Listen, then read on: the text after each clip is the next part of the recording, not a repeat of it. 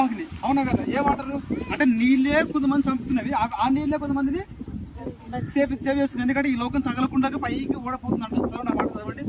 2 పేతురు 2వ అధ్యాయం 5వ వచనం. అటు వస్తుంది మొత్తం, అందరు చూసి రేటు మొత్తం తీరుతుంది.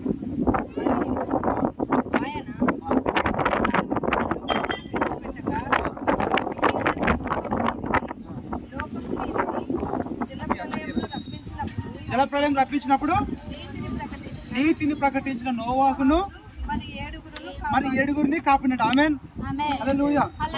ఏ వాటర్ అయితే పనిష్మెంట్ ఇచ్చిందో ఆ వాటర్ ఒకరిని సేవ్ చేస్తుంది. ఆమేన్. అందుకని ఈ నీళ్ళే నోవా తరంని చంపేసింది. ఈ నీళ్ళే ఆ తరంలో ఉన్నటువంటి ఆ 7 మందిని బతికించింది.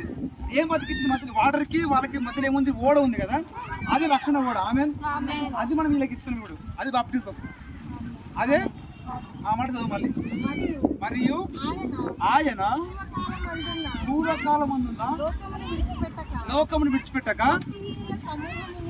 భక్తిహీనుల సమూహం మీదికి, లోకం మీదికి జలప్రలయం రప్పించినప్పుడు నీతిని ప్రకటించిన నోవాహును మరి 7గురిని కాపాడినట్ట. ఆమేన్. ఎట్లా కాపాడండి? వాటర్ ద్వారా, బాప్టిజం ద్వారా. ఆమేన్. సో ఆ బాప్టిజం మనకి పోతుంది. హల్లెలూయా.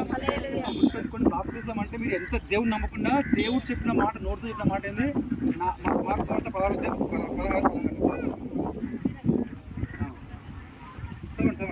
గట్టి కదమండి ఆ మాట. నమ్మి బాప్తిస్మం పొందిన వాడు రక్షింపబడును, నమ్మని వానికి శిక్ష విధించబడును.